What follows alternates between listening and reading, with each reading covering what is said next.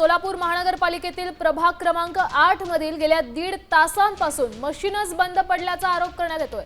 प्रभाग 8 मधील मशीन बंद असल्यामुळे नागरिकांनी संताप व्यक्त केला। इथली पहिली मशीन बंद पडली, त्यानंतर दुसरी मशीनही बंद पडली, त्यामुळे सगळाच गोंधळ उडालाय। प्रभाग 8 मधील 47 नंबर मतदान केंद्रावरील हा सगळा प्रकार आहे। मतदारांच्या गेल्या 1.5 तासांपासून मतदान थांबलेलं आहे।